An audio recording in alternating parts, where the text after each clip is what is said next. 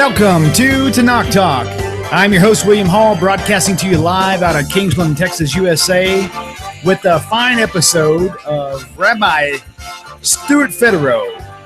I'm going to talk to you about his book, Judaism and Christianity, A Contrast. It's going to be a great show. We're going to have many different topics we're covering today. And so coming to you from Houston, Texas, all the way to Kingsland, Texas, I'd like to introduce you to our beloved Rabbi of the day, Rabbi Stuart Federow.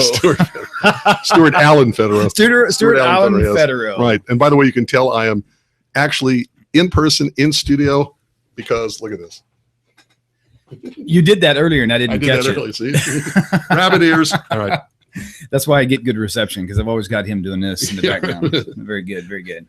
Well, you know what? There's been a lot of anticipation, probably more for me, I think, because I constantly think about who's coming to the studio and who's doing interviews and stuff.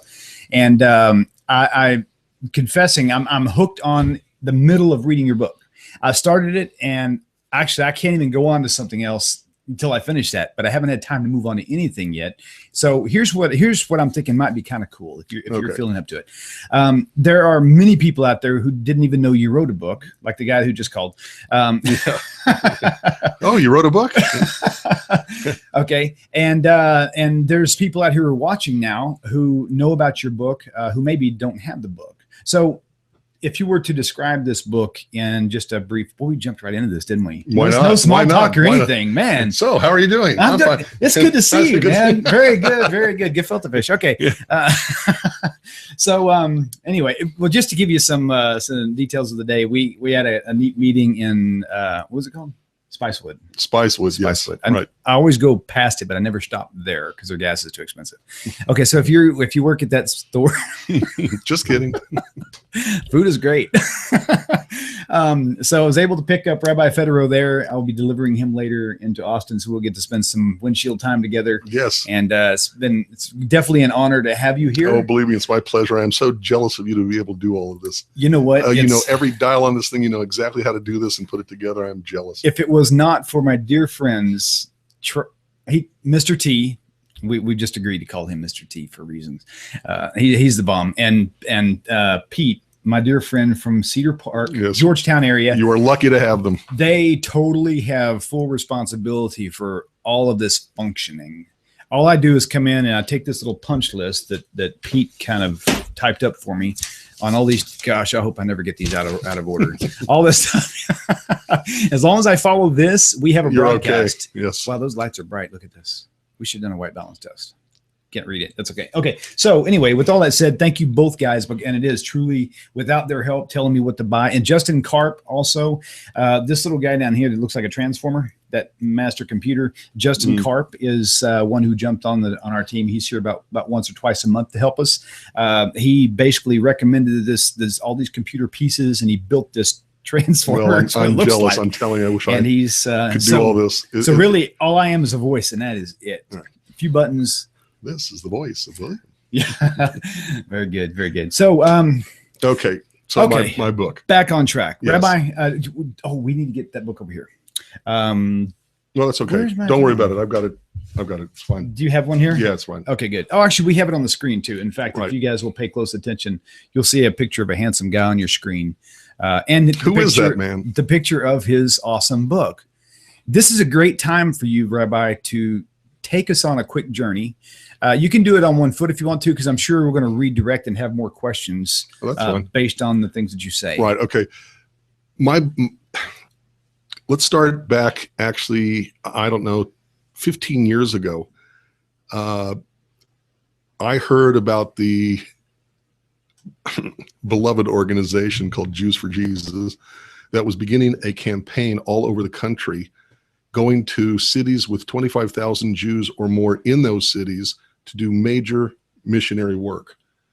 And they were going to be going to Seattle, Washington as one of their stops. It was called the Behold Your God campaign. And they were going to be going door to door, putting up billboards, taking out full page ads in newspapers. And I find it funny they called it Behold Your God, not Behold Our God. Right, yes, well, that's interesting. Well, you do know where that phrase, they don't realize it, but where that phrase came from is when the children of Israel were about to commit the sin of idolatry by the golden calf. They said, "Behold, Israel, your gods." Gotcha. Right? Wow. Yeah. So, at any rate, I decided that there's got to be a way to fight them, and I wanted to put in a full-page ad explaining what Jews believe, real Jews believe, and why we believe it based on explicitly Scripture. Okay, let me the Tanakh. insert a few questions for you along the way. Yes, because I know I'm probably answering or asking questions a lot of people are curious about. of course. So, in your past, have you ever been Christian? Never. Have you ever been Messianic? Never. Have you ever worshipped Baal? No. Sorry. No, I get no. That's William. You funny. laugh, but I get asked that. Were you born Jewish? Right.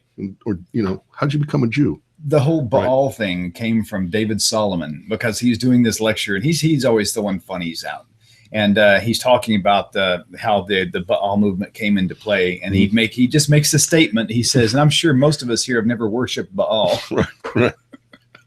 So anyway, you've been Jewish your whole life. Yes, born and raised in Springfield, Missouri. Okay. Used to be called the Buckle on the Bible Belt because right in the middle of the United States. International headquarters of the Assemblies of God Church, which was major tenet is to missionize Jews to Christianity. 5 colleges. There's Central Bible College, Baptist Bible College, and Evangel College. Baptist Bible College is where Jerry Falwell got his bachelor's degree from. So the milieu, the kind of place I grew up in, people from birth trying to convert me to Christianity. So you heard all the messages, and I mean, thoroughly. Oh yeah. Because what's going to happen is you're going to have somebody who's going to eventually see this video, and they'll say, "Well, the guy's been Jewish his whole life. He doesn't even know the gospel message." Right. So what do you say to that person right now? That I could explain it better than they can. I believe what you asked. I totally believe you. That's why I laugh, because I get it. That's awesome. Yes. Now, as a matter of fact, it happened so often through the first couple of years of high school that I counted 22 times in my junior year of high school where friends, they were friends, sat me down. Now, Stuart, we want to show you things in the Bible because we have questions to ask you explicitly trying to convert me. Right. So, okay, yes, grew up with it. Okay, I'm going to throw one at you. Okay. Okay. In Judaism, they say you don't need a blood sacrifice for sin. Right. Right. So how do you explain the death of King David's son? Well, remember, all of our behaviors have repercussions. Okay. Okay. If we sin, best example that I use is pollution. Okay. If our generation, that includes you, William, if our generation pollutes the air, the next generation will breathe that polluted air.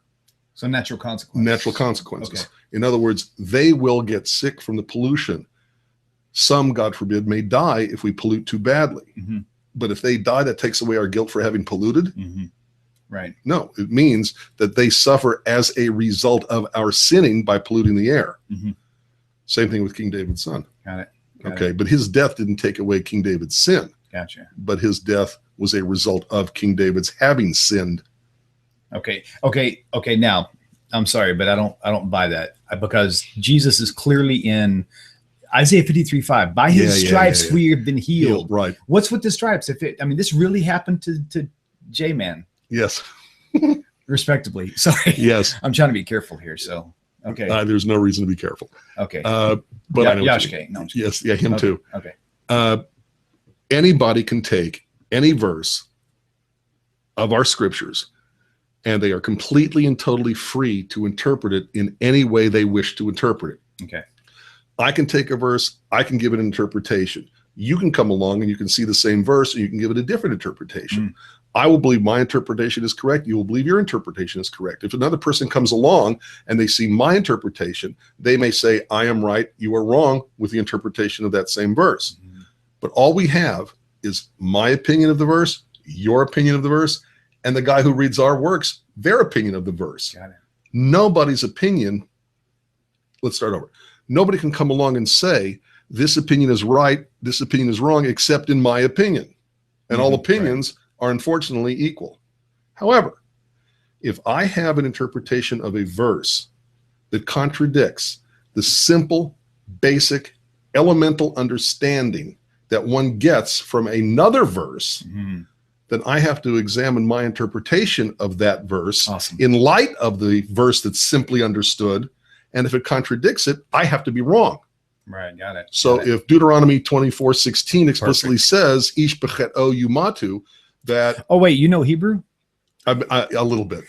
Not We'll get much. into that but later. Bit, We'll touch on that later. Okay. Right. But if the verse says, every man shall be put to death for his own sin, as a matter of fact, let me tell you, I know this may come as a shock to you, but I'm not a nice person. So the doorbell rings. Yes. Okay. And of course, it's a missionary. Pick a denomination, doesn't matter. Same thing happens to all of them. Oh, thank you for coming. I've had so many questions. God must have sent you to me right now. No joke. I invite them in. Can I get you something? Would you like some water? You know, and they're thrilled because they think they've gotten into heaven already. Okay.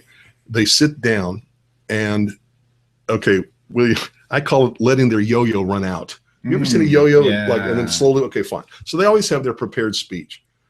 And it's interesting because when they give the witness, they never say, they never hesitate. Every word comes out. They cry on cue. I mean, it's like an act. Okay. Right. If I'm in a really bad mood, I might applaud them and say, you did that very well. But I don't.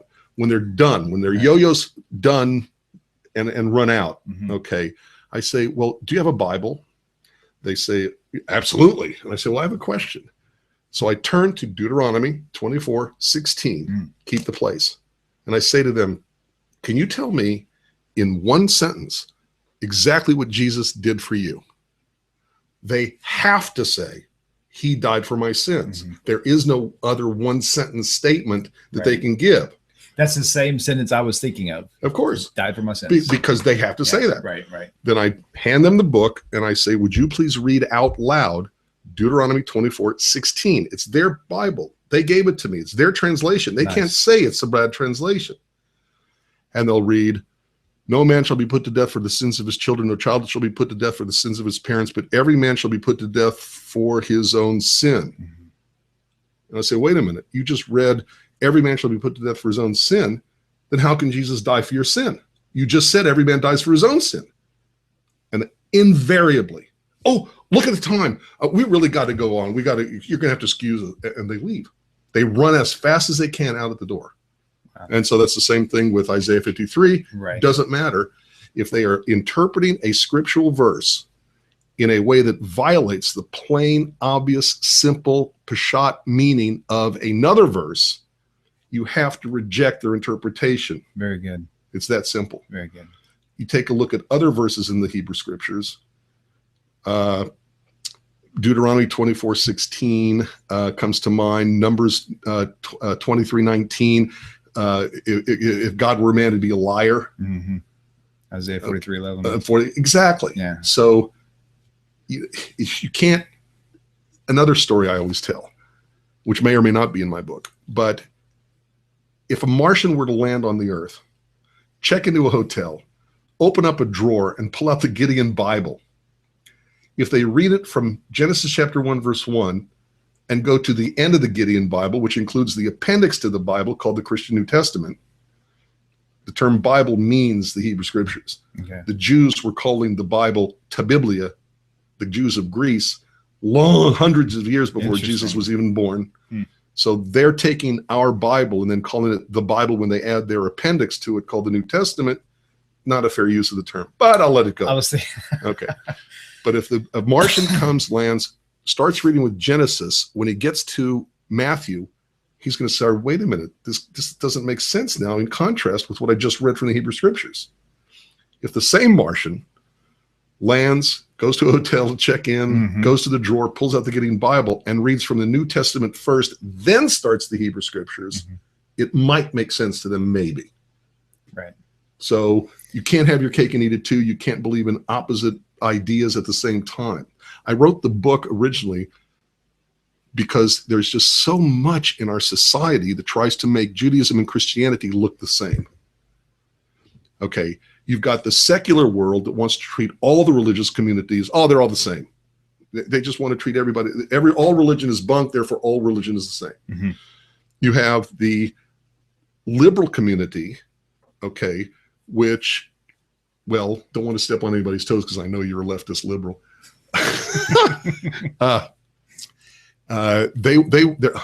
kumbaya, we should all get along. We're all alike anyway. The same thing, the same push to see everything is the same. Okay. The politically conservative community, because the support that Christians give to the state of Israel, don't want to rock that boat.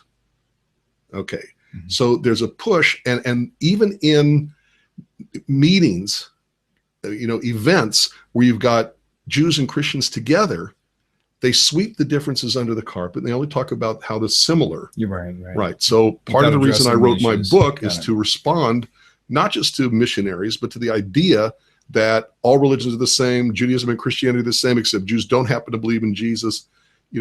It's a response. That's why it's called Judaism and Christianity, a contrast. Mm-hmm. Right. But the whole thing started with my website, whatjewsbelieve.org. Okay, whatjewsbelieve.org.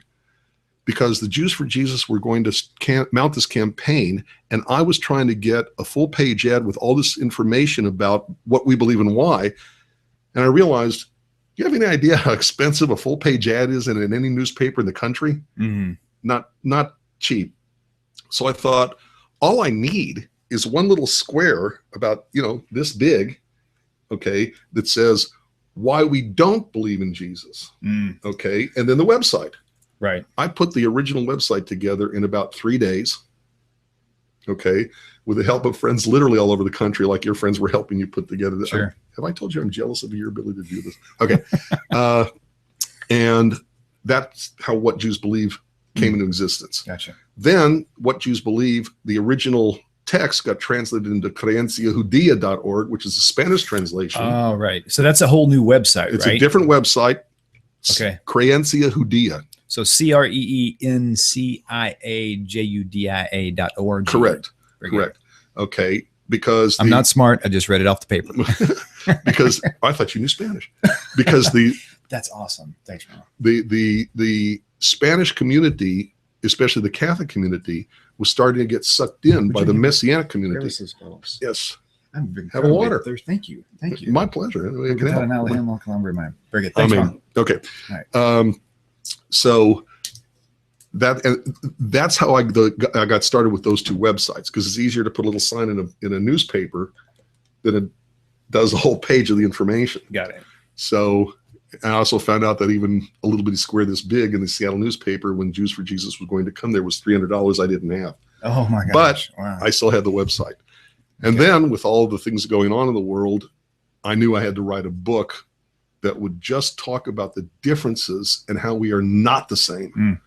Okay, how Judaism and Christianity contrast with each other. Thank you for that, because I hear a lot of people, and I know it's genuine. I know it's in an attempt to keep peace, but it's very critical, I think, for people like myself, like even the friends that I know, to know what the drastic contrasting differences are. It's not so. Yes. There really isn't. I don't know if you saw the ad for this coming Wednesday for Rabbi Skovak. Yes. The little White House thing ripped in half. Yes. That's really how dynamically opposing that it is to each other. I mean, if you want to see that there are similarities, you can say, well, we're flesh, we're human. Right. We live on the same planet. Right. But these distinctions mean nothing. Oh my These gosh. similarities mean nothing. Right. It's the differences Right. that really. Right. It's the differences that make us who we are. You notice there's something that goes on in cities all over the world called Interfaith Dialogue, which is no dialogue at all, because they're so afraid of talking about differences, how we don't agree on issues. Mm-hmm. All they talk about is where Jews and Christians agree, or Jews and Christians and Muslims agree. You know what that means? That means if I can only talk about how you and I are the same, Mm-hmm. it means you're not seeing me for who I am. Right. You are seeing yourself in me. Mm-hmm. So you're not really liking, if it's an interfaith dialogue in quotes, you're not liking me for me. You're liking the you see in me. Right. Because we're only talking about similars. It's not real dialogue. Right. We only actually dialogue when I can show you where we disagree and you respect me in spite of the fact that you may disagree with me. Well said. Which, by the way, is what I do every week on my radio show with a Roman Catholic priest, a Southern Baptist minister, and myself. It's called A Show of Faith. Go to ashowoffaith.org and it's broadcast. Do you have that on this list? Because I'm keeping this piece of paper. Yeah, okay. No, I'll put it down. Okay, write that on there too. I will. A showoffaith.org. A showoffaith.org. It has podcasts, showoffaith.org. and it has a way to email us while we're on the air. It's a live call-in talk show in the Houston airwaves, 1070 AM 1070 theanswer.com. You can listen while it's on the air too. Is it available on the internet for people out of the country or out of the state? Yes. Okay. Well, first of all, AM 1070 The Answer means you can listen while we're on the air. Oh, cool. So they when our yes, it's live call-in show, and we get calls Seattle, Colorado, Florida. Very good. Yes, St. Louis, all over the place. So you write, and while you guys are thinking about numbers, call 855-95-BIBLE. It's at the bottom of your screen. If you have any questions you'd like to ask the rabbi, the lines are open. It's obviously the music is too. So so that's good. So 855-95-BIBLE. That's 855-952-4253. If you're watching from a cell phone and don't have the alphabet, and I've watched Tovia on here who's forgotten more than I will ever know, and he himself says, "Go easy on me." So I'm saying the same thing. Go easy on me. Very good. And don't expect too much. But okay, now let's go back now, because I kind of derailed us off of talking about your book. That's fine. Lead us now up to so you were born Jewish. Yes, born in Springfield, Missouri. Were you born a religious Jew or a secular Jew? Religious Jew. My house was strictly kosher. Okay. My father's business was closed on Saturdays. Okay. Okay. Springfield, Missouri had one building that housed two congregations, an Orthodox congregation and a Reformed congregation in the same building. Okay. My family went to services on the Orthodox side, and they called it, which side are you on? Literally. Wow. Okay. So but everybody got along. Everybody helped each other. The rabbi was a German immigrant who came before the Holocaust. He was what I would call a Holocaust refugee. And he was the rabbi till my sophomore year of high school, but he was German Reform, Judaism. Okay. But coming from Europe, he had a more traditional view. Okay. So the religious school was Reform. Okay. The religious school was Reform. Okay. But we had an Orthodox room, a room for the Orthodox services. We davened out of the Birnbaum prayer book. There was no English. Okay. So I grew up with what I would call an Orthodox upbringing in Springfield, Missouri. Okay. Okay. But I various reasons I won't go into, mainly just simply being told, no, we won't help you. The only movement that helped us create a youth group was the Reform movement. So I had a Reform movement for youth group. Okay. We used to go to Joplin, Missouri, 70 miles one way every 2 weeks, so that the kids in Springfield, Missouri could get to know other Jewish kids. In all of Springfield, okay, my whole county, all right, Greene County, Missouri, there were 4 kids my age who was Jewish, and I was one of them. So very small Jewish community. Very good. Constant, every Jewish holiday I had to, hello, Stuart, why don't you tell us what Hanukkah is all about? So I would bring my little paraphernalia, 5, 6, 7, 8, 9, 10, 11, 12, 13, 14, 15-year-old kid. Okay. So that's what I grew up in. So question, in your environment, were you at the same school pretty much the whole time? Yes, I was grade school, middle school. So were they accepting of you, or were they more? They were accepting of me, but I was always the talk. I'll give you an example. I played high school football and middle school football. The coach for high school, every year, make sure Federow gets a helmet big enough to fit over his Jewish nose. So it was interesting growing up in Springfield, Missouri. Yes. Okay. Buckle on the Bible belt. Wow. So I was exposed to Christian missionary activity from a very young age. Gotcha. So I've always been fascinated. I think this is how God drew me to become a rabbi. Okay. So at what point in your life did you decide that it was going to be your choice to, because I was 11. When have you totally committed yourself to become a rabbi? That's nice. I know, I'm weird. I hear that you hear the joke frequently about, this rabbi who bought this building in New York and it was flooded with mice, and he called the other rabbi. Oh, yes. Yeah. Finish that joke for me. How do we get rid of the mice? bar mitzvah them and then they won't come back. Yeah. So, Right. and I've been hearing more and more stories about right. people with that testimony. What's funny is I didn't get the joke, but I laughed anyway because I'm not Actually, Jewish. I have heard the you know? same thing from the Catholic priest, the same thing from the Baptist minister, but confirm them and they won't come back. That's everybody. how funny. All the religions are having the same kidding. problems. Yes. Okay, so but it took an adverse effect positively on you then. So absolutely, yes. Gotcha. So how did you what was different about your young adult life, your young teenage life than? I don't know, because there are two people who were ever born and raised in Springfield, Missouri, who grew up to be rabbis. Now, the rabbi's son, but he actually was born in Germany, grew up to be a rabbi in Pittsburgh, but he wasn't born in Springfield, Missouri. There's only one other person who was born and raised in Springfield who grew up to become a rabbi. So most Jews growing up in Springfield, Missouri, in that environment did not become rabbis. So I don't know what was different. But again, I had a very strong house, Jewishly. Okay. Strictly kosher home. Do you have siblings in the house? Yes, I grew up. I was the youngest of three boys. Okay. Harold, my oldest brother, who's in Seattle, Washington, and my middle brother, Michael, may he rest in peace. Oh, I'm sorry. Thank you. Also, was your family accepting of your drive to study Tanakh? No. Okay. Tell us about that a little bit. Seriously. Remember you asked? Yes. My mother and father did not want me to become a rabbi because, in their words, they did not want me to be at the mercy of the sisterhood.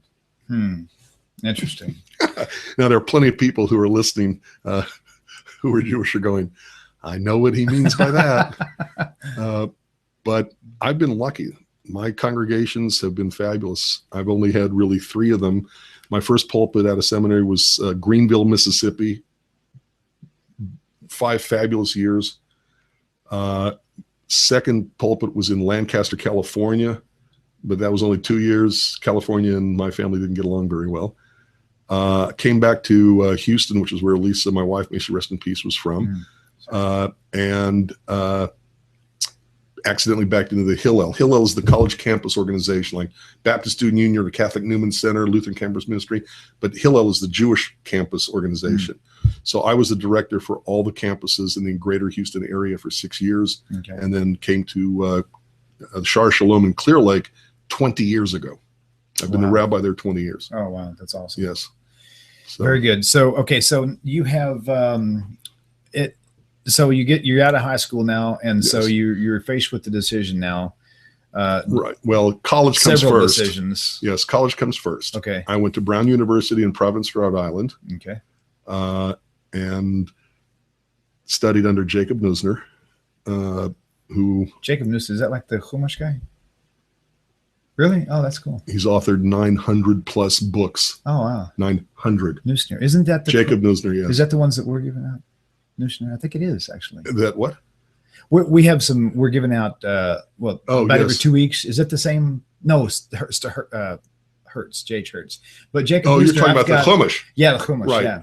Neusner wrote a book on the Mishnah, Talmud. He's written on... That's where I've seen his name. By the way, if you take a look at my at the bibliography at the back of the book, or for that matter on the websites, you will see that one of the books I quote is a book by him, which is called Jews and Christians, the Myth of a Common Tradition. Okay. He just came out with an ebook. This man is in his late 80s. Goodness. Maybe 90s by now. He just came out with an ebook, which is called Christians and Jews, different people with different, it's something like different peoples with different concerns. He used to say in college that Jews and Christians are different people with different assumptions who are speaking to different people about different issues. Interesting. Wow. His image of the Jews were like ships in the night who really couldn't communicate with each other because our assumptions are different, our interests are different, our concerns are different, and it's hard to speak to people who have different assumptions, different concerns, and different issues. So you have at this point you went to college. At what point did you take your first rabbi position? It was 1982. Okay, so how old were you then? 1982, I was 29. The good old days. calculator. Born in 1953.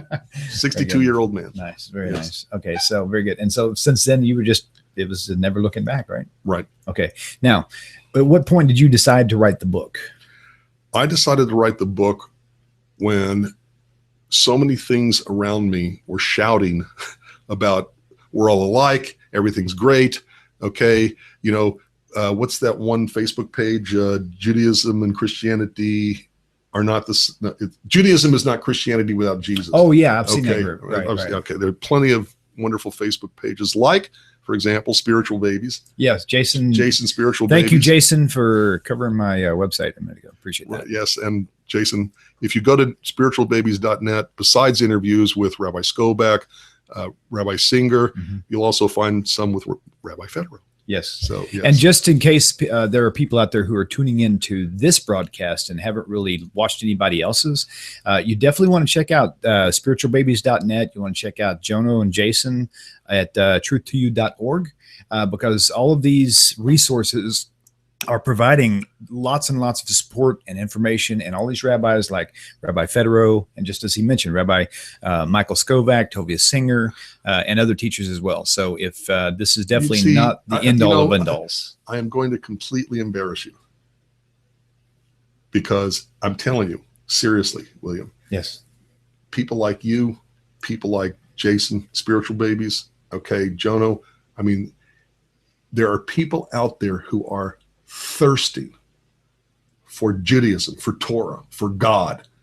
And except for venues like this, okay, like Tanakh Talk, like spiritualbabies.net, they'd flounder. They don't know where to go. And whether by accident or on purpose, they find these things, these websites and these Facebook pages and everything else.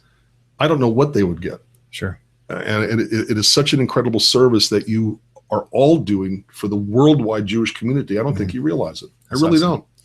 I really don't. I don't think you realize how important it is because what's the word? Nature fills a vacuum. And when people start questioning and follow the classic path of horrible, oh my God, reading on their own, coming up with questions because, like we said earlier, the New Testament doesn't match the Hebrew Scriptures, contradicts the Hebrew Scriptures in so many different ways on so many different issues, come up with questions, ask their ministers, get accused of being satanic, okay, wind up going to other forms of Christianity like the Messianic Jews, okay, same questions get asked, still get no answers, and then where do they go? Right.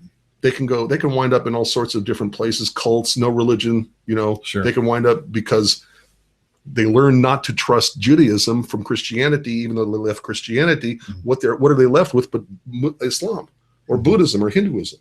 Sure. Okay. So it is an incredible service that you are doing, that Jason Spiritual Babies is doing, that Jono is doing, okay, and all these other people who I have not named.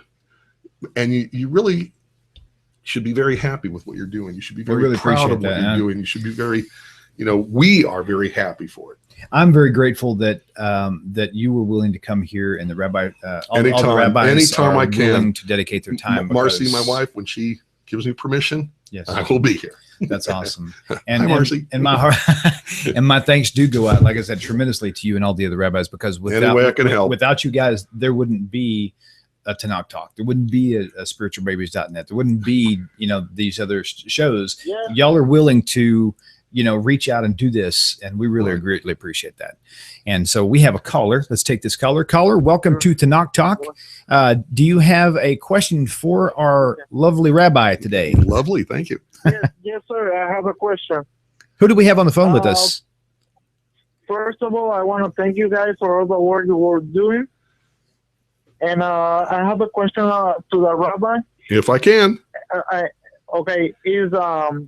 There's a movement that they don't accept the Trinity. Say it again. The virginal birth. Could you actually repeat that phrase? Or the Jesuits is Hashem. They don't accept that, but they still say that he's HaMashiach. Okay, I got you. Tell me if this is right. I'm going to repeat this. That way I know I understood your question, and Rabbi too. There's a movement out there that does not believe in the Trinity, and they don't they don't believe that he is God or divine, but they still believe that he was the Messiah. Well, first of all, yeah, they don't believe in the virgin birth, even though it's really explicit in the New Testament. Right. But they say it was fabricated because they know that he has to be from the Zera, from David, you know? Right, yes. From Shlomo and David. Right. So, yeah, that's the question. That's the question. If how do we respond to them? Because all right. Okay, we're going to take this. We're going to get this question answered for you. What is your name? Okay. What was your name? Mine is Joseph. Joseph, where are you calling from? Thank you. Where are you calling from, Joseph? Thank you, Will. Where are you calling from? Thank you. Oh, I'm calling from Florida. Florida. Great. That's fantastic. Joseph, thank you so much for your question. That's a great one. Thank you very much. Okay, we'll talk to you soon. Thank you. Bye-bye. Thank you. All right. That is a really cool question. It's a very good question. I've had people who think that they're ingratiating themselves to the Jews because they'll say, "Oh, we don't believe in the Trinity. Right. We don't believe there was a virgin birth. We don't believe in any of that. But he was still the Messiah." Mm-hmm. Okay. This is explicitly covered in my book, by the way, because Jews and Christians use the same terminology, but they don't mean the same thing to the Jews as they mean to the Christians. Like Mashiach, maybe? Like Mashiach, or Messiah, the English, I don't know what to call it, transliteration, okay, of the word Mashiach. Sin, okay, that we don't understand them the same way, even though we use the same words. By the way, it's our word. Mm-hmm. Okay. 3 o'clock in the afternoon, you're sitting there reading the newspaper, half the lights go out in your house. You go to the phone, you pick up the phone book or you Google the number because you're looking for what kind of person to help you get the lights back on. Okay. What are you looking for? An electrician? Right. Thank you. Right. Okay. So you call the electrician. 30 minutes later, there's a knock on the door. There's the knock. Did you hear it? Your timing is excellent. Of course. They called on purpose. No. Okay. So there's a knock on the door, and you go to the door, and you open it, and breezing past you into your house is a guy carrying pipes and wrenches. And he says, "Okay, I'm the electrician. Where's your faucet that's bad?" Something's wrong. Something's wrong. Okay. He goes to the faucet. There's nothing wrong. He goes to the toilets. There's nothing wrong. There's nothing to fix. He leaves. 10 minutes after that, there's another knock on the door. And it's your next door neighbor saying, "Hey, I just saw Bill the electrician. Wasn't he fabulous?" You say, "Wait a minute. He didn't do anything. The same things that were wrong in my world, in my house, before he came are still wrong. He hasn't fixed anything. Mm-hmm. He's not an electrician." And your neighbor says, No, he's an electrician. And you say, "No, he's not an electrician. Electricians fix electricity. That's the definition of the term. He's going to fix it when he comes back." Exactly. And until he comes back and does the things he's supposed to do as an electrician, you're supposed to believe he's an electrician. Mm-hmm. Well, excuse me, it's our word. It's a Hebrew word invented by the Jews about a Jewish man who comes to the Jewish people and through coming to the Jewish people makes an effect on the entire world, as defined by the Hebrew scriptures written in the Hebrew language, the language of the Jews, as interpreted by the Jews. It's our word. Mm-hmm. They don't have the right to come along and say we've got the wrong definition when we're the ones who invented the word. Okay. By the way, do you have to clean your bananas that you're wearing to look through? Because those are bananas. Are they? Okay. See, no, if I can change the word Messiah to a Christian definition or electrician to plumber, I can change these things on your glass. Those aren't glasses. Those are bananas. Right. See my point? Yep, totally. Okay. Well, there's two definitions to the term Messiah. There is the Hellenist, pagan, idolatrous definition of some man who was, oh, wait, they don't believe he's God anymore, but he died for your sin, which is a Hellenist concept. Okay. Think of all the demigods, semi-gods, okay, who follow the same pattern. Okay. And then there's the Jewish concept of our word, of a Jewish man born in the same way that all people come into existence. Okay, there could be kids out there. We have to watch what we say. And who do explicit things as determined by the Jews, by interpretation of the Hebrew scriptures, okay, in the real world, the world you can see out your window, the world you can perceive with your own senses. So to answer Joseph's question, they can claim that they are closer to, let me rephrase that. They can claim that they're further away from idolatry because they don't believe Jesus was God, and they don't believe in a Trinity, and they don't believe in a virgin birth. But as long as they are still maintaining this Hellenist, pagan, idolatrous concept of a Messiah where he died for their sins in direct violation of what the Bible says, which we talked about 10 minutes ago, every man shall be put to death for his own sin, Deuteronomy 24:16, numerous other places it says that. Okay, now let me throw this wrench in there. Yes. Because I don't remember whether Joseph said that they believed that he was a sin sacrifice. So let's assume for a moment. I think he was implying that that's what they still believed, even though they rejected the other parts. Okay, so let me twist it then. Okay. What do you say if there's a few of the people in his sect that he's talking about that don't believe he was a sin sacrifice either, but they still believe he is the Messiah? Is that even possible? No. How could it be possible? I didn't think so. Yeah. By the way, that means you're the Messiah and I'm the Messiah.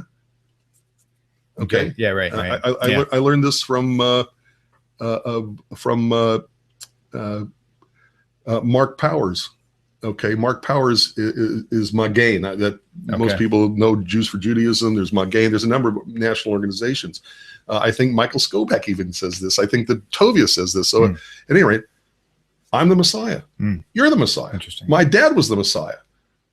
Well, he may not have done it yet, but he was going to come back and do it. Right. And there's no way to prove it. There's no way to prove it. Well, there's faith. Right. You have to have faith. Yeah. I got to have faith. Sorry. George Michael. Thank you. Yes.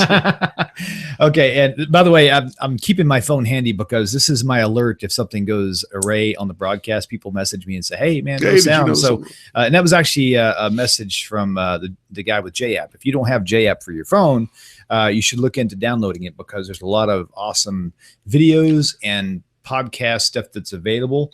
And from what I hear, I hope he's actually maybe working on another application that will even broaden the spectrum some. Right. So I hope so too. Yeah. So okay. So very, very well. So to really just in one or two sentences as a summary to answer Joseph's what is something you can give him, something easy to remember that he can deliver? So long as a person holds to the Christian concept of messiahship, which means savior of the world, dying for your sins. Exactly. That whole bit, they are still within a Christian camp. They have not come any closer to Judaism just because they reject the Trinity or reject the deity of Jesus. Okay. They are still looking at messianism, at messiahship from a Hellenist, Christian, pagan, idolatrous viewpoint. Which is why the Messianic Jews are still viewed Christian. As Christian. They are Christian. Right, because they believe in the Christian Messiah. Even though they say it's not the Christian Messiah, it's Yeshua versus Jesus. Well, but remember... Same things, though. But remember, they are purposefully avoiding using those terminology because they don't want to turn off or turn away their targets. Right, the Jews. Which are the Jews who would be turned off if they show that they're really still Christians, which they are. Which is exceptionally deceptive. Sure. But that follows Paul in 1 Corinthians 9, where he says, I will pretend to be a Jew to the Jew. I will pretend to be a Greek to the Greek. I'll pretend to be anything I can be to get even some of them to convert. Right. Okay. He also said in his letter, I think it's 1 Timothy, where he said, whether in pretense or in truth, I bring people to Jesus, and in that I'm happier. I can't remember exactly how it's worded, but he distinguishes between pretense and truth, and he says it's okay to use both. There's another place, and I can't remember chapter and verse in the Christian's New Testament. They're appendix to our Bible, where he even is ecstatically happy, Paul writes, about how great and wonderful his deception has worked. And I can't remember exactly the verse. I'll have to refresh my memory. Right. Wow. Yeah. Okay. All right. Well, okay. So let's get back on your book now. Fine. Your book is an overview. My book is an overview of those areas that are the most basic elements of Christian theology. Differences. And how they differ with Judaism. Good. So the idea of a Trinity is covered in my book. The idea of what is really meant by a Messiah and how Jesus does not fulfill that. The idea of God and man. Every pagan religion confuses man with God. Okay. Jews have 3 holidays that distinguish between God is God, humans are human. God does not become a human, and humans don't become God. Okay, we have Passover. Okay, Passover, people confuse the plagues as saying they were against the Egyptians. They were not against the Egyptians. Read the Bible. Amazes me how people say, oh, I know the Bible. I've read it 10 times. You ask them simple questions about the Bible, and they have no idea what you're talking about. Okay. But if you actually pick up the Bible and read it, you will see that the plagues were against the gods of the Egyptians. And every single plague has a matching god or gods that they were attacking. So they worshipped the Nile. Well, Moses struck the Nile and made it bleed. Blood, right. Okay. They worshipped the sun, Ra. Well, darkness for 3 days. They're direct attacks on the gods believed in by the Egyptians. Right. But they also believed that Pharaoh was a god. And the 10th plague in the Hebrew scriptures, it goes out of its way to say that the 10th plague went all the way up to the throne of Pharaoh. It goes out of its way to say that. Why? Because, sorry, Pharaoh, you're not God. Remember, what did the firstborn become? In almost every religion, they became the priests of the pagan religions. So in one fell swoop, God is not just destroying the next god that they're going to have, which is the next Pharaoh, the firstborn son of the Pharaoh. Interesting. He's also destroying the priests for the next generation by killing the firstborn. Okay, so Passover celebrates subtly the distinction between men and God. Sorry, Pharaoh, you're not God. Okay. The holiday of Purim. Okay. Why did Haman? Hello. Boo. Thank you. Sorry. Hello. Hey, if you had said that at home, everybody in the house would have been boo. Why did that man, hate the Jews? Right. Because Mordecai wouldn't bow down to him. Sorry, Haman, boo-hiss. You're not God. Yep. Okay. What about Hanukkah? Okay. Hanukkah, Antiochus, the Hellenized Syrian who made war against the Jews who tried to forbid the practice of Judaism, in the book of 1st and 2nd Maccabees, I think it's 1st Maccabees, it explicitly says that Antiochus called himself Antiochus Epiphanes, which means Antiochus, who was God made manifest. Sorry, Antiochus, you're not God. Sorry, Pharaoh, you're not God. Sorry, Haman, boo-hiss, you're not God. So 3 holidays distinguish between men and God. Very nice. And that's another element of how we contrast with Christianity. Real quickly, since we kind of touched on Passover. Yes. I'm surprised to see so many Christians out there. I guess I maybe shouldn't be surprised because I didn't really realize the connection for a long time, even after being a Christian. What connection? I'm the son of a preacher man who turned Messianic. That's a great my song. grandfather. Oh, the connection with Easter and Passover to the most of the Christians, they probably have never even heard of Passover unless they saw the wrong translation in their English Bible. And even still yet, they don't even think that they're technically supposed to be the same things according to the Christian church. Now, they're not. But the idea of it's the same feast, if you will, and that's why they don't do Passover. That's why they do Easter instead, because we're not celebrating the slaughter of the lamb, but the resurrection of the lamb for a sacrifice. You're right. Go ahead. Well, there's a lot of problems with all of that. Okay. You ask the average Christian and unfortunately the average Jew, and they'll say that the Last Supper of Jesus was a Passover Seder. Couldn't have been. It's impossible. Physically, it's impossible. Okay. Do you know why baseball is the national pastime? George Washington used to love to play baseball. You got me on that. I have no idea. How could George Washington have played baseball if they didn't invent baseball to the 1800s? Okay, see, I didn't know that either. Oh, okay, sorry. That's why I was kind of, I don't know. Baseball's been around for a long time. In other words, okay, since you missed my obvious funny joke, I'm sorry. I thought it was hysterical. You know what? Where's my happy button? You know, the fake laughter. Yeah. Okay. The reason why there's a Passover Seder, the reason why there's a Haggadah, the reason why there's a Seder plate is because Gamaliel II, about the year 80, 85, had to create a home-centered holiday because up until 70, Passover was celebrated by going to the temple. It was a pilgrimage festival. Shalosh Regalim. It was one of the 3 pilgrimage festivals. Interesting. When Jesus was alive, the temple still stood. So what did you do for Passover? It's in Exodus. It's repeated in Deuteronomy. You go to the temple, the place where my glory shall dwell, the place that my name will dwell. That's what it says in Deuteronomy. You pick up a lamb without blemish, you bring it home, okay? You slaughter it, and you eat it with bitter herbs and unleavened bread. That's it. Mm-hmm. That's all there is. Jesus wouldn't have known what a Passover Seder was because it hadn't been invented till about 50 years, give or take, after he was dead and buried. Interesting. So the idea of Jesus celebrating a Passover Seder is nonsense. That's why when all these Christian churches take our holiday and try to show what Jesus was doing by showing what a Passover Seder now is like is ludicrous. Interesting. But that's what they do. Was there such thing as the fast of the firstborn in that culture? Absolutely. Was it possible? There's a group, I forget the name of them, Unlearned, I think it is on Facebook. They're trying to redirect the Christians into Messianic faith, into Messianic Judaism. And one thing they brought up was that it wasn't a Seder, that it was actually the fast, breaking the fast of the firstborn. No. Okay. Because the Bible, Exodus, like I said, in Deuteronomy explicitly says that you get the Passover lamb and you eat it. And this is the whole family, not just including those, the firstborn. including the firstborn. So they're not going to throw a feast just for the firstborn to break their fast. That's only a minor part of it, and only for the firstborn sons. So it doesn't make sense to me that it's just to break it's not, it may have been used to break their fast, but the purpose of the meal wasn't to break their fast. The purpose of the meal was to remember the Exodus from Egypt. So it doesn't make sense to me. This is something that doesn't get brought up a lot too, is that Passover, really, if there was any kind of redemption going on at all, it wasn't for the whole house. It was only for the firstborn son. Is that right? On Pesach? Wait a minute.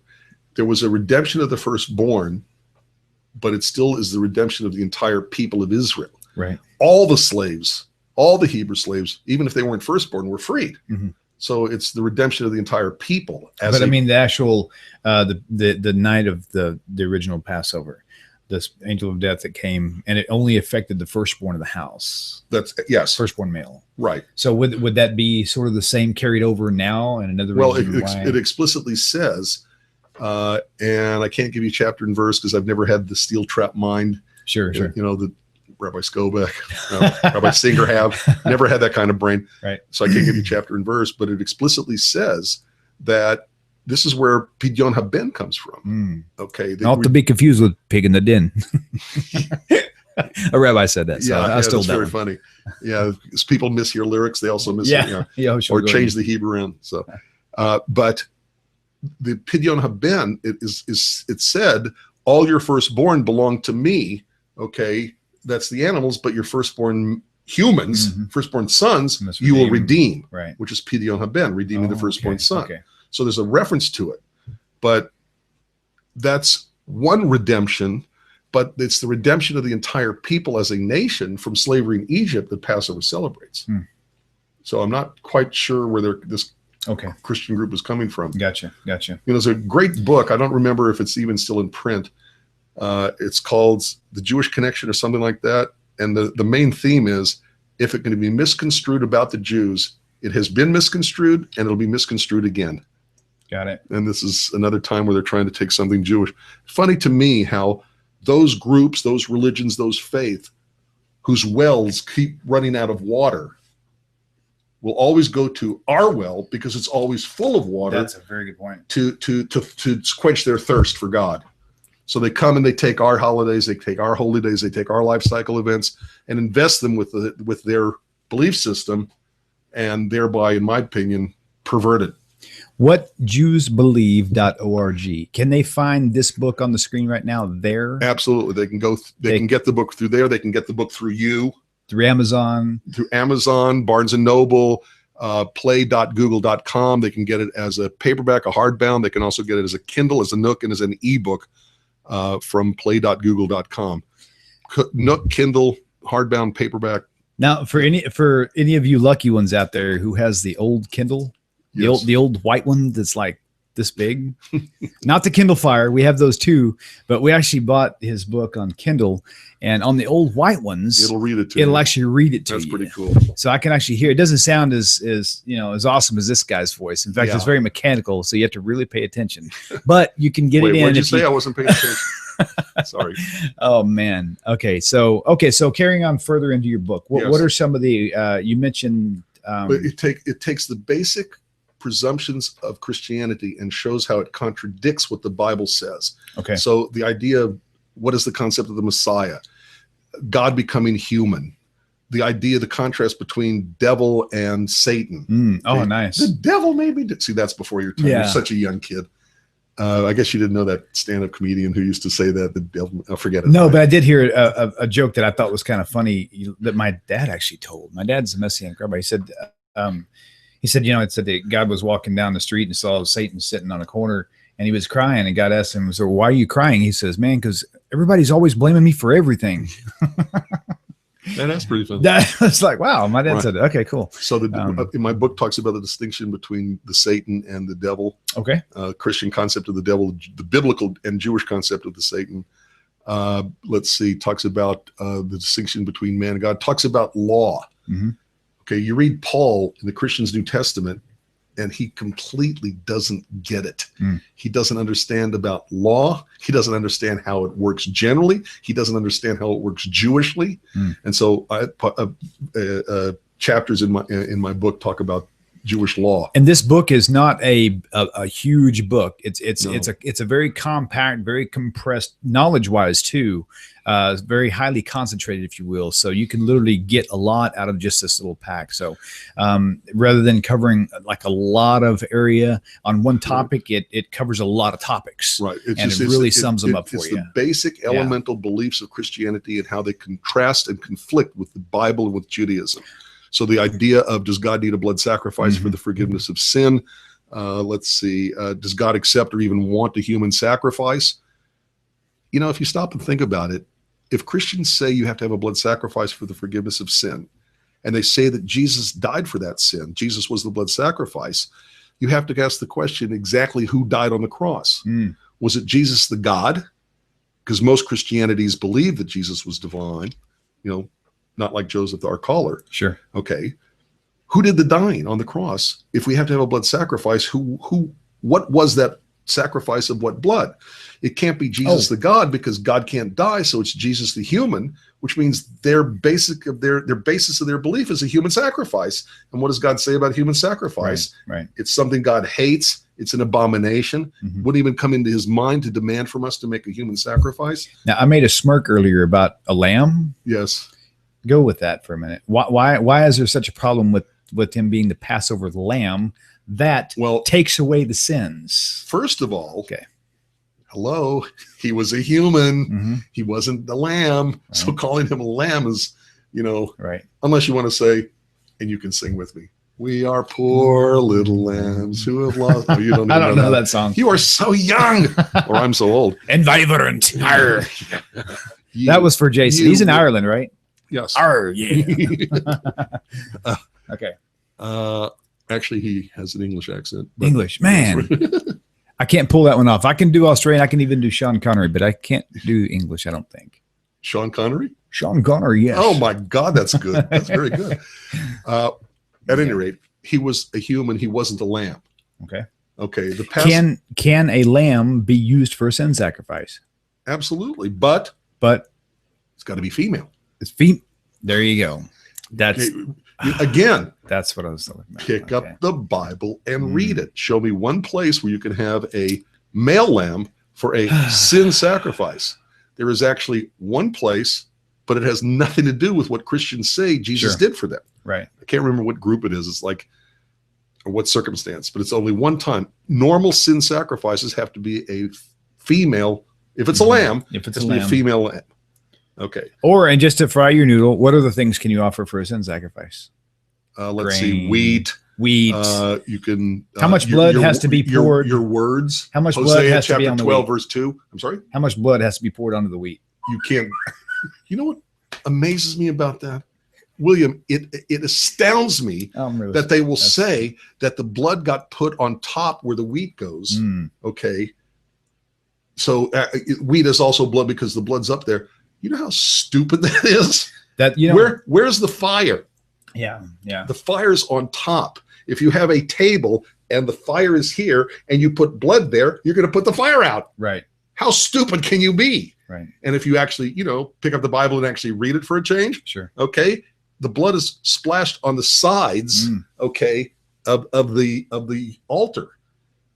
But if you put it on top of the altar where the fire goes, you're gonna douse the fire with blood. Right. It's the stupidest thing I think I've ever heard. Somebody had regarding Jonah. We're on the topic of no sacrifice needed, except like you said, the offering of the calves of your lips. Right, the calves of your lips. Jonah also. What do the people of the book of Jonah, of Nineveh, do to obtain forgiveness from God? The king writes a decree. The people are told in this royal decree that they have to neither eat nor drink, which is called fasting. And what do we Jews do on Yom Kippur? We fast. They cry mightily to God. And what do they do? What is crying mightily to God? It means pray. And that's what we do all day on Yom Kippur. Right. Okay. And hopefully they are inspired by the day to stop sinning. Stop doing the bad, start doing the good. And then it says that God forgave them. Okay. So Jason's got a question for you. He said he can't call in. You want to answer that in a few minutes? Yes, absolutely. I want to talk about that. Thank Jason, you, we got you, buddy. We got you. Jason, Spiritual Babies. And spiritualbabies.net. He has numerous interviews with Rabbi Skobach, Rabbi Singer, Jonah, other people, okay. And he also we haven't yet. One of these days soon we'll get together. Yeah. He also interviewed me about my book.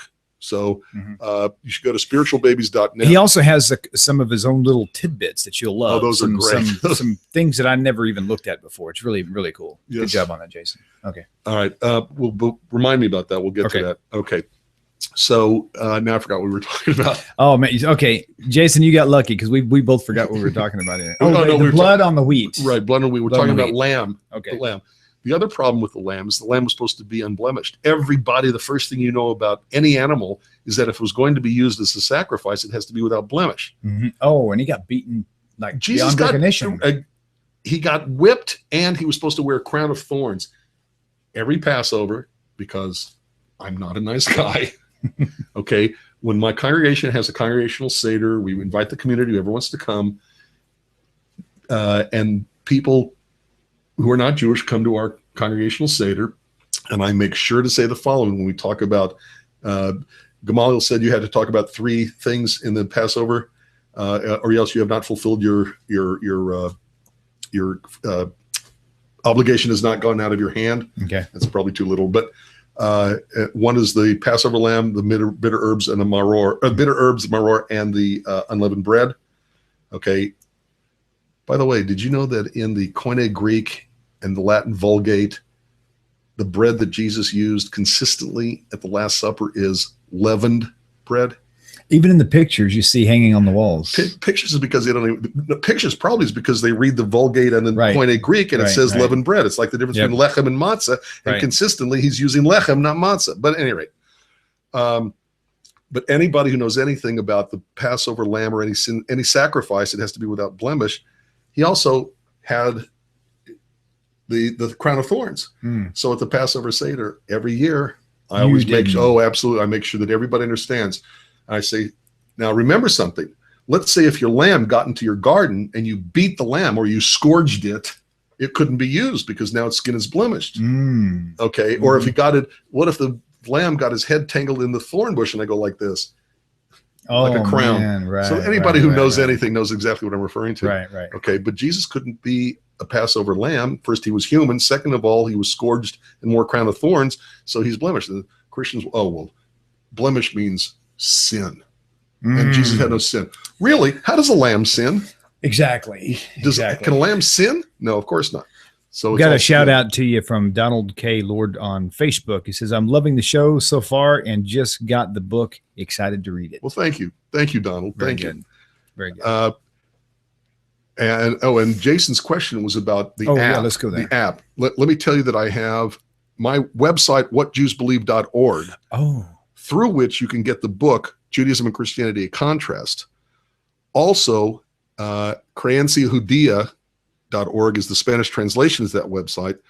The text of that website is both found in an iPhone app and in an Android app. Okay, he asked specifically for Android. Okay, so just for all the others who wasn't privy to what we saw, right. His question is, does he have an app for Android phones? And that's what we're trying to yes, I do. tweak right now. Okay, both of them are called Jewish Mission Control.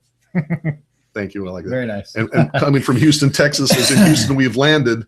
Okay. I was thinking more like Houston, we have a problem. Yeah, thank you. But I call it Jewish Mission Control.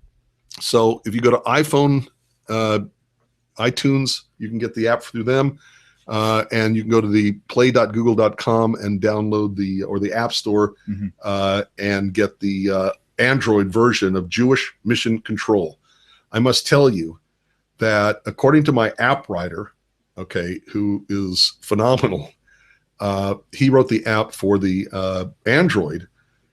Google changed something, and it meant that certain apps are incorrectly signaling virus. Oh, it's a false positive. Oh, okay. Wow. So, and my Android has no viruses, no problems whatsoever, but it will be registered as a virus on your Android Google phone. You can either ignore it or wait until he finally gets around to rewriting the entire thing. He said that he has to rewrite the entire thing beginning to end in order to bypass that false positive. Shout out to David Katz. Hi. He's watching. Hi. Thank you. I hope I'm not embarrassing myself. Rabbi Katz he's tuning in, I believe, and we are going to have him in the show again. I think we've already got the date set, so look on Tanakh Talk and subscribe to anything that says Tanakh Talk, and you'll get all the updates. So, but anyway, thank you, Rabbi Katz. Yeah, thank you. I hope I'm not embarrassing myself. I can't believe that guy said that. Did you know? Okay. Hey, you know, I've always heard 2 Jews, 3 opinions, right? You know what that means? No. What? Do you know what that really means? Tell me. Okay. How do we study Talmud? You discuss it different. But how do we discuss it? We discuss it by you coming up with your idea of what it means, and I disputing what you say, and through our conversation, we refine it. And what do we call that? We call that thesis, antithesis. Okay. Together we make the synthesis. Okay, got it. There's your 3 opinions: the thesis, the antithesis, and the synthesis. Interesting. So 2 Jews, when they study by, what's the name of the movie with Barbara Streisand? Wait a minute. Yentl. Yeah. Okay. Barbara Streisand. Okay. In the movie Yentl, you see this. Yeah. Okay. They're on the cart and they're going to the yeshiva. And Avigdor turns to Yentl's character. Can't think of the name. It's Barbara Streisand's character. Turns to him and says, "We don't have anything to do. Let's study Talmud. You state the premise. Oh yeah, I remember that. I'll refute it." Yeah, I actually saw that movie the first time about 4 months ago. Really? Yeah, that was awesome. Isn't that a phenomenal movie? That was and listen to the amazing. words of the music. Listen to the words of the songs. They're brilliant. You know what really touched me about that movie? I've been hearing this forever. And this is something that moved me even more so in my transition out of Christianity and out of Messianic Judaism, because, you hear the pastors say, "Oh, I was up till 3 o'clock in the morning, and God came to," and you hear this randomly more often than not. But in Judaism, that's really so much. It's not just with the pastor or with the rabbi. It's like the culture of Judaism. The ones who are religious Jews, I hate to use that term religious, but I think that's correct. They literally study the Torah day and night in Tanakh, and it blew me away. And when I saw this movie, man, I cried, dude. It was like, oh my gosh, that was amazing. It really touched me, man. I love that movie. There are so few. Look, Hollywood tends to be anti-religion, and Hollywood, including their secularized Jews, tend to be anti-Judaism. Okay, it's nice to see a movie for once, like Yentl. Yeah. Okay, that is not only positive towards religion generally, but it's positive towards Judaism specifically. And that's why the words to the songs they're just brilliant. You got to read the words. Okay, I'm a lyricist. Okay. So the words mean more to me than tunes. But at any rate, there's a scene in there where Avigdor says to Yentl's character, "You state the premise, I'll refute it." So it's by setting up this dynamic, this dialogue, this back and forth. You know something? That's amazing. My services on Saturday morning, part of our services includes a study of the portion of the week, Parshat Shavua. Okay. And I have people come who are searching. And one thing they are completely blown away by is that it's not the rabbi gets on the pulpit, tells the community, the congregation, what the Torah means. Mm-hmm. They write it down, go away studying it, and make it their own. Mm-hmm. They are stunned when we're talking about the Torah portion, and congregants will say, well, wait a minute, Rabbi, what about this over here? Well, that doesn't, I don't agree with you there. And they're looking at this like, they're disagreeing with the rabbi? Right. Yes. You state the premise, I'll refute it. Nice. 2 Jews, 3 opinions. The thesis, the antithesis, and the synthesis of the thesis and the antithesis. Very cool. So when they say 2 Jews, 3 opinions, that's really what they're talking about. I'm glad you told me that, because I thought you were going to tell me the basic obvious that I thought. No, that everybody disagrees with everyone. No, that's really, so funny. Wow. Yeah, that's the stereotype, but it's based on the idea of thesis, antithesis, and synthesis. Okay, let's see. There was another message here. Mm-hmm. Let's see. I think this one here. Nope. Hold on one second. I clicked on it once. It was the done okay, but he had a long message there, and I'm thinking there might have been a question there. Let's see. Likes. Okay, I may have to come back to that. That's fine. Okay, so. Okay, Jason usually. Okay, Shed. Okay, here we go. This may be over here. Oh, okay. That was Jason. Jason, right. Thanks for sharing the event too. And I'd like to recommend this not just for my stuff, but there's a lot of people on Facebook who follow along, like with me, with Jason and Jono, and even on Rabbi Singer's stuff. And I see a lot of people clicking the like button, and that's really cool that you're supporting it. But really, you might be able to reach more people, even yourself, if you will actually share these things on your wall. And I understand that some people can't do that because their sphere of influence, it would really cripple certain things. And I get that. But every time you get the opportunity, anytime you see something, Tovia Singer's got a new TV, what's it called? Tovia TV or something like that. If you see stuff like that, share it on your wall so other people can see that. Just by liking it, you're participating and supporting. But when you click share, you're spreading the word. Spreading it out to all of your So I encourage everybody to share. That's where the word really gets out. Okay, so. Okay.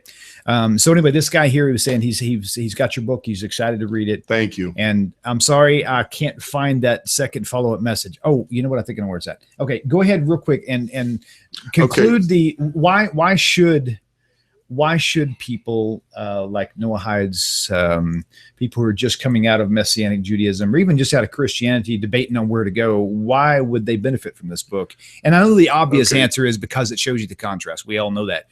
Tell us. But there are other reasons why. I mean, and actually, one of the critiques of my book is that I give too many quotations from the Tanakh on how we disagree. So it's not enough to say they believe, for example, Jesus died for your sin, Deuteronomy 24:16, every man dies for his own sin. That's not enough. Okay. So I will give as many of the other verses, and I don't just refer to them, I actually give them in my book, so they're right there for you. And I've actually been criticized for including them because it lengthens each chapter. And to me, the more evidence you have, the easier it is to understand and to accept what I'm saying is true. What the Tanakh says is true.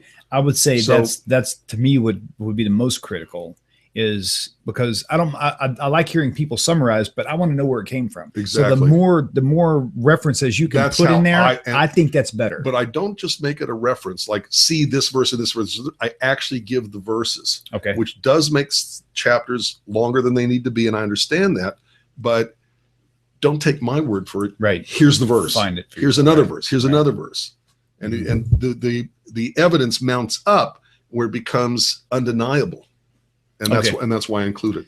Okay, here's Donald's full statement. Okay. To follow up, he says he can't wait to read the book. He says I could see these things and understand. I can understand them, but my 50 years of Christianity, it's hard to not only leave, but to even think about leaving. It's a hard thing. Any help or suggestions? Yes. And I understand it's a very good question, and it comes up so often because there are people who will agree with everything that all of us in this say. Not just me, not just my book, but Outreach Judaism, Judaism's Answer, Rabbi Moshe Shulman. but they just can't let go of their Jesus. They just can't let go of their Jesus. They'll think of something that they think Jesus did for them, okay, and they can't let go. Here's all I can say to them, okay. You can either accept what the Tanakh says as authoritative, as valid, or you can reject what it says as authoritative and valid. And then accept the New Testament in place of it. Exactly, okay. Or with it, in their opinion. Okay, right, right. If you make the decision that the Tanakh is valid, that the Tanakh is divine, you know, that it's not divine, but it's not, we don't worship the Tanakh, but we worship the one who gave us the Tanakh, the Torah.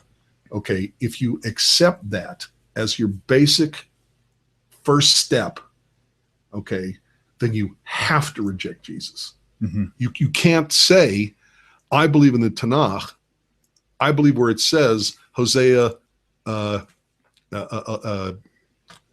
me and numbers. I can't remember math. I was also bad in calculus in college too. Okay. As a matter of fact, you don't want to know about college and me. But at any rate. You don't want to know about me in calculus. Yeah, right. Okay. Hosea chapter 11 verse. Okay. It says, I am God and not a man. Okay. Okay. You can't. Doesn't it say there too, somewhere in there, and this is one that really stood out to me more, or just as much. It says, I'm not a man, or he presents it in such a way that says, I will not become a man lest you worship this thing, this image. Okay. Am I on right? And I think you are, but I'd have to see it. I don't know exactly what you're referring to. Okay.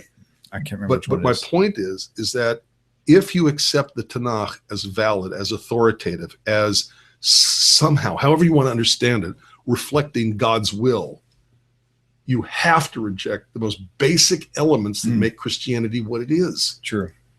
Okay. And the only thing I can tell him is, I know it's hard. I know it's what you grew up with. And I know it's hard to turn your back on what is in error. But it is in error, because you cannot have it both ways. You cannot say, for I am God and not a man.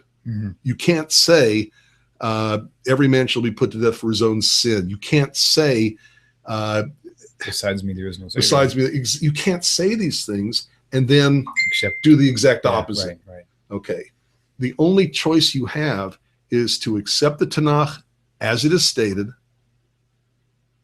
and therefore reject Christianity, reject Jesus, or you can only reinterpret through the eyes of Christianity what the Tanakh supposedly says. It's your choice. Okay.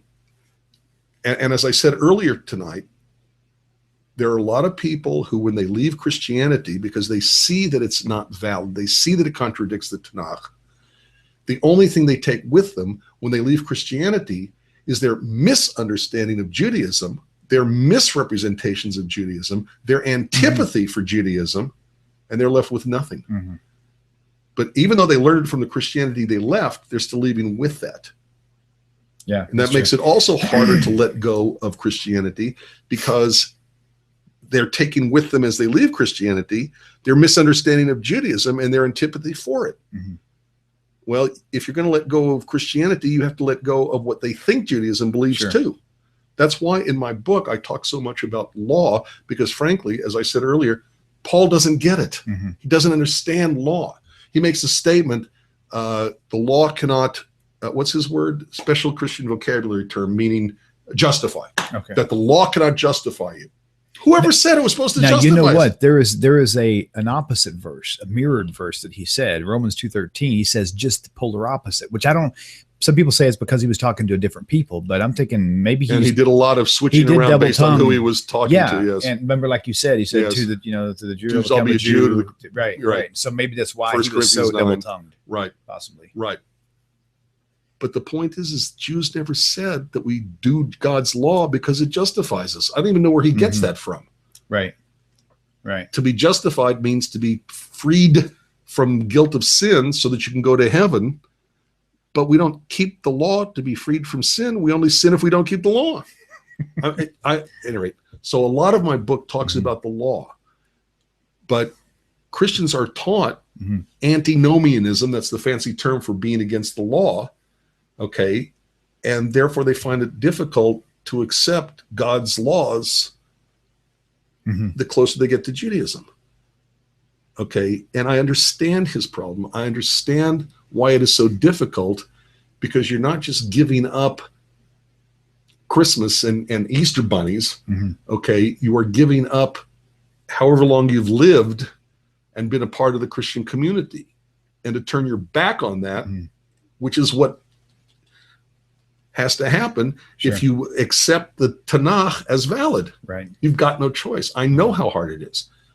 But if you accept it, then you know in your heart they're wrong. You know that Christianity is in error. And if you know they're in error, it becomes easier to leave it.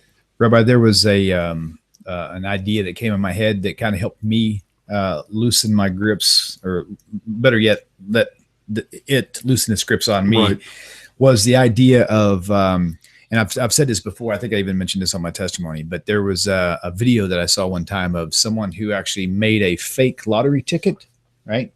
And presented it to their mother for her birthday. And this fake lottery ticket was like $100,000, right? And these people were definitely not wealthy. And so as you see in the video, just everybody's bickering and just kind of bitter towards each other.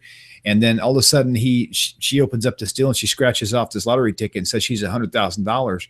Her life was immediately changed. Her attitude was immediately changed. Her heart towards her children were immediately changed. Her life, she all of a sudden, instead of being down and depressed, she had life again, and she was vibrant. And you can see this video, and I'm sitting there thinking, man, that is so cold-blooded. You're right, kidding. This fake lottery ticket, fake, emphasis on fake, lottery ticket changed her life as long as she believed that it was real. Once they revealed to her that it was not real, that's when she had to pay the piper. That's when the reality hit her again, and it actually made it worse. So a lot of people who have left Christianity because they realized that was a brilliant fake analogy. Lottery ticket, right. They're thinking, some people get angry. Some people get like, they do what get do angry. We do? You know, but encouragement for those type of people. But you know something? I just responded to somebody who made the statement on Facebook. He made the statement that he hated the Christianity he left, and he hated himself for believing that. And I said, don't hate yourself. Don't hate the Christianity you left, because in doing so, you're hating yourself and you're hating what you were. But even though the lottery ticket was false, okay, even though it's a lie and it contradicts what the Tanakh says, okay, it helped you become who you are now. Okay, it helped you grow. Okay, don't hate what you were. Be happy that you're no longer in it, but don't hate what you were part of, because it helped make you you. If you hate what you were, you're hating yourself. Yeah, right. You're not just hating Christianity. You're not just hating the lies. You're hating yourself for having believed it. Okay, everybody makes a decision based on the knowledge they have at the time they make the decision. Okay, at the time they make a choice, they base their choice, what they choose, on the information they have at the time they make the choice. If later they find out that the choice was wrong because of new information, they can't get mad at themselves for making the choice because they didn't have the information. That's silly. That's a waste of your emotions against yourself, because you made the best choice you had based on the information you had at the time. Don't get mad at yourself for information you didn't have. That makes no sense. Very good. Donald heard your response, and he said thank you. He's definitely going to be working on that. It'll help him. I hope it helps. So I hope thank it you, helps. Donald. Very good. Know that the Tanakh is a gift. Know that it is from God, that this is what God wants from you. And that tells you you have to reject Christianity because it contradicts it in so many ways. Right. It's that simple. Well, it's not simple. Yeah, it's a simple answer. It's not that easy to do. And I understand that. Very good. Well, closing comments you would have for, not only for, again, just to rescan, retouch up on your whole book. And I know you probably feel uncomfortable with me pushing your book this much, but I really, with just what I've read so far, I'm already hooked. I'm trying to work my time to get back to it. Just like this guy, he said he can't wait to read the book. I do include at the end, the last fourth, third, I don't know, a list of 10 verses that people use to missionize the Jews. That's what I want in my wallet. Well, yeah, and it's also in the apps, and it's also on the website. Okay. In a smaller, less lengthy explanation form, but it's still there. Okay. But to me, I must tell you that it's the first part that talks about the theology and the basic belief systems of Christianity and how it contrasts with Tanakh and Judaism that is the substance and meat of things. Because like I said earlier tonight, we can argue all day long about the meaning of a verse. You got your opinion, I got my opinion, it's just opinion. Okay, but the real meat of the matter isn't what does Isaiah 7:14 really mean. Okay, the meat of the matter is every man shall be put to death for his own sin. Jesus can't die for your sin. It doesn't matter how you interpret Isaiah 7:14 because the basis of Christianity isn't a misinterpretation of Isaiah 7:14. The basis of Christianity is Jesus died for your sin. That contradicts Deuteronomy 24:16. But I included the second part because it's not so much I wanted to talk about these 10 verses that come up most often when Christians are missionizing. It's because I wanted to talk about the various ways that Christianity goes about misusing the Tanakh, misunderstanding, mistranslating the idea of typology, or what's their other word for typology? There's another word for it. I forgot the word. Error. At any rate, I can't remember. Okay, but it's a typology or I can't think of the word. Graphical error. Right, but they'll say it's a type of Jesus. Oh, okay. Right. It's the various ways they misuse the Tanakh that I think is the more important part, rather than the application of those basic principles to Isaiah 7:14, 53, the whole, Jeremiah 31, the whole bit. Very good. Right. Very good. Okay. Yeah, I'm going to put back up on the screen again, just so you can see. When you go to his website, whatjewsbelieve.org, this is going to be what you see. So you'll know you're at the right place. Yep. And do me a favor, Rabbi, just real quickly, tell them what you told me about why your cover is the way it is. That is so cool. Marcy, my wife, she's the one who designed the cover with the slash, the Judaism. And good job, Marcy. Yes, it really is brilliant. But I'm asked, why black and white? Why did you have colorful and make it attractive and all this stuff? First of all, it's one of the few books that's black and white on the whole bookcase, so it attracts attention. Right. But more importantly, it's because from my perspective, it really is an issue of black and white. It's not an issue of gray. No gray areas, really. No gray areas, really. Nice. It's really an issue of black and white. And Judaism, if you see the cover, is the light and the darkness. It's the white on the black. And that makes Christianity the darkness in the light. Absolutely wonderful. Rabbi, it has been an absolute pleasure. My pleasure. And thank you for doing what you do, William. It's you know what? I don't even know how to answer that, but thank you for showing up. Thank you for coming. Anytime. And you guys, again, follow us. We're going to get him up in here again. Anytime. Maybe in the studio, maybe Skype. We're not sure, but we'll definitely have some follow-up broadcasts with our beloved Rabbi here for today. And so until next time, ladies and gentlemen, you guys have a great rest of the week, and we will see you on the next upcoming broadcast, which should be in 2 days, if I'm not mistaken, with Rabbi Skovak. Shalom, shalom. Thank you, Rabbi. You're awesome. My pleasure. חשוב מכל חשוב הכרחי להיות ביחד איפוק זו העוצמה ויתור זו הגדולה השאיפה והכמיהה אני אתה אתם תמיד כולם ביחד חשוב מכל חשוב והכרחי להיות ביחד איפוק זו העוצמה ויתור זו הגדולה השאיפה והכמיהה